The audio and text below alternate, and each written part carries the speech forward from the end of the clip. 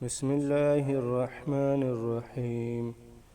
السلام علیکم ورحمۃ اللہ وبرکاتہ۔ ناظرین کرام، اسلام میں نکاح کی بڑی اہمیت ہے۔ اسلام نے نکاح کی تعلق سے جو فکر اعتدال اور نظریہ توازن پیش کیا ہے وہ نہایت جامع اور بے نظیر ہے۔ اسلام کی نظر میں نکاح محض انسانی خواہشات کی تکمیل اور فطری جذبات کی تسکین کا نام نہیں ہے۔ انسان کی جس طرح بہت ساری فطری ضروریات ہیں، بس اسی طرح نکاح بھی انسان کی ایک اہم فطری ضرورت ہے۔ اس لیے اسلام میں انسان کو اپنی فطری ضرورت کو جائز اور مہذب طریقے کے ساتھ پورا کرنے کی اجازت ہے، اور اسلام نے نکاح کو انسانی بقا و تحفظ کے لیے ضروری بتایا ہے۔ اسلام نے تو نکاح کو احساس بندگی اور شعور زندگی کے لیے عبادت سے تعبیر فرمایا ہے۔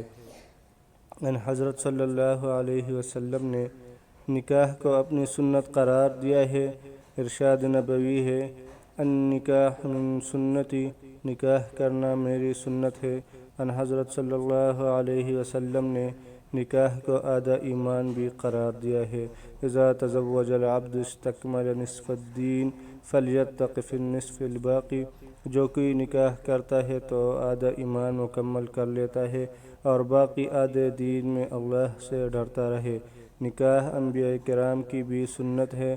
ارشاد ربانی ہے، وَلَقَدْ أَرْسَلْنَا رُسُلًا مِّن قَبْلِكَ وَجَعَلْنَا لَهُمْ أَزْوَاجًا وَذُرِّيَّةً۔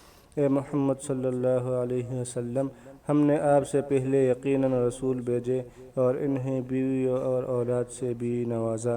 اس ارشاد ربانی سے صاف معلوم ہوتا ہے کہ انبیاء کرام بھی صاحب اہل و عیال رہے ہیں۔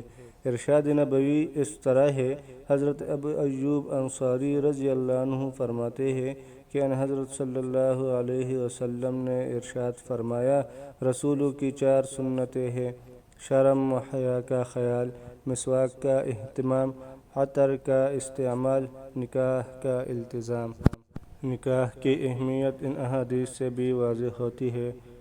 حضرت عبداللہ ابن مسعود رضی اللہ عنہ سے روایت ہے کہ ان حضرت صلی اللہ علیہ وسلم نے فرمایا، اے نوجوانوں، تم میں سے جو نکاح کی ذمہ داریوں کو اٹھانے کی طاقت رکھتا ہے اسے نکاح کر لینا چاہیے، کیونکہ نکاح نگاہ کو نیچا رکھتا ہے اور شرمگاہ کی حفاظت کرتا ہے، یعنی نظر کو بہکنے سے اور جذبات کو بے لگام ہونے سے بچاتا ہے۔ اور جو نکاح کی ذمہ داریوں کو اٹھانے کی طاقت نہیں رکھتا ہے اسے چاہیے کہ شہوت کا روزہ توڑنے کے لیے وقتاً فوقتاً روزے رکھے۔ ناظرین، انسان کو نکاح کے ذریعے صرف جنسی سکون ہی حاصل نہیں ہوتا بلکہ قلبی سکون، ذہنی اطمینان، غرض کے ہر طرح کا سکون میسر ہوتا ہے۔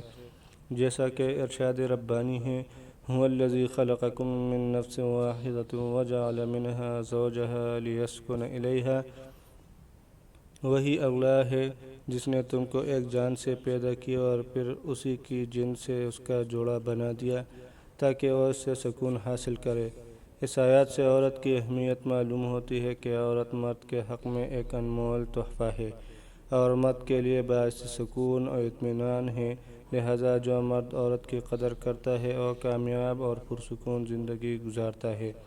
اگر انسان نکاح سے جو انسانی فطری ضرورت ہے منہ موڑنے کی کوشش کرتا ہے تو انسان کو خطرناک نتائج کا سامنا کرنا پڑتا ہے۔ نکاح کے بغیر سارا نظام درہم برہم ہو جاتا ہے۔ تاریخ میں چند استثنائی صورتوں اور چند مذہبی لوگوں کے افکار کے علاوہ دنیا میں ہمیشہ تمام انسان ہر زمانے میں شادی کو اہم ضروریت تسلیم کرتے آئے ہیں۔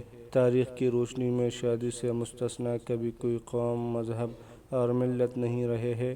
ہر مذہب و ملت میں مقررہ مراسم اور رواجات کے بغیر تعلقات مرد و عورت برے اور اخلاق سے گرے ہوئے سمجھے گئے ہیں۔ اگرچہ ہر مذہب و ملت میں شادی کے طور طریقے، رسم و رواج الگ الگ رہے ہیں، بہرحال شادی کی اہمیت پر سب متفق ہیں۔